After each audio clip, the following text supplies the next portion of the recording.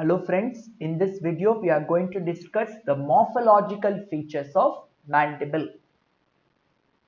So we will see the introduction, the osteology of the mandible and the applied aspect. Now, what is this mandible? It represents the lower jaw and the only mobile bone of the skull. Please remember this very important point. See, generally the bones in the skull will be attached by sutures. Mandible is the exception. Why? It is mobile. So when I'm talking to you right now, I'm using my mandible to talk. That is what is speech. Mastication, to chew the food.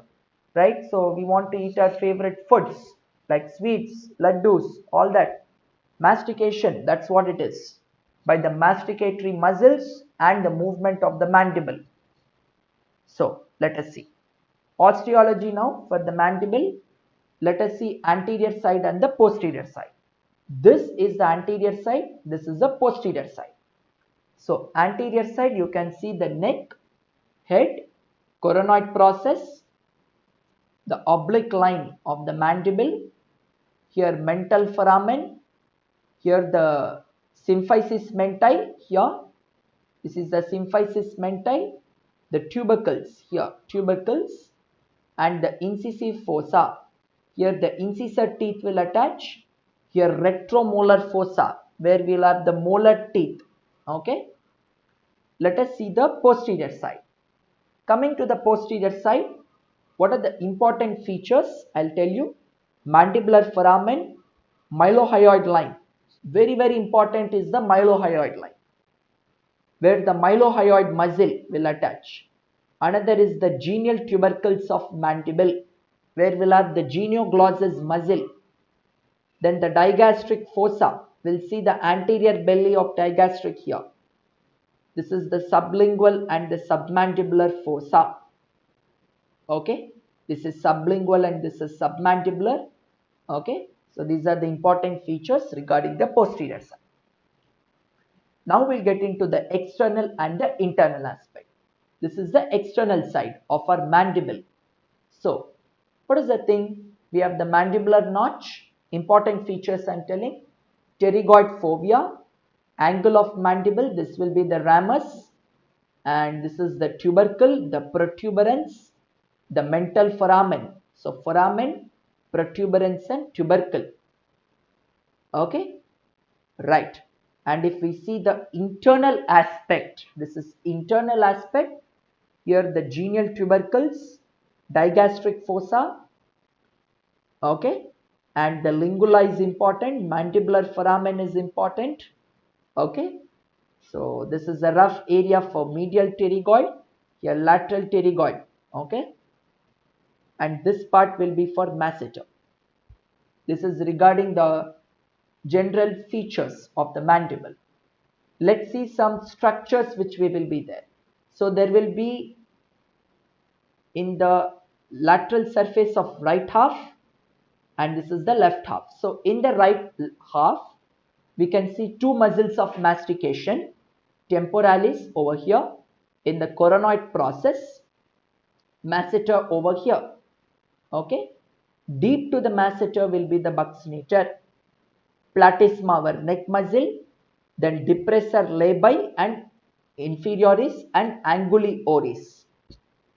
Okay, if we see the left side, the left half, we have the pterygoids. Left half will have the pterygoids. Here the lateral. What is the structure there? Pterygoid fovea. Here medial pterygoid.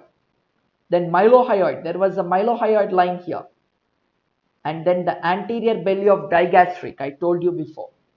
What is this GG and GH? GG is genioglossus and geniohyoid. So to the genial tubercles, we have the genioglossus and the hyoid.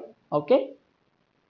Right, and this is pterygomandibular ligament, here superior constrictor muscle. Okay, so these are the structures you can see in the left half.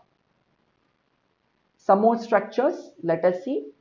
The right half, we have important mesenteric nerve, the mental nerve, marginal mandibular, that was a branch of the facial, right? and stylomandibular ligament, stylomandibular and the lateral ligament of TMJ. So the articular capsule will be very close to them. Okay. If we see the left half important ones are ATM. I told you what is ATM nerve in parotid gland, auriculotemporal nerve. Here we have the inferior alveolar nerve, branch of maxillary nerve. Then PM ligament, not prime minister, it is pterygomandibular ligament.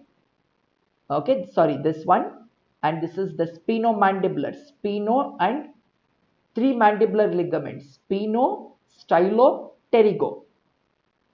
Remember PS square, PS, capital P, capital S square.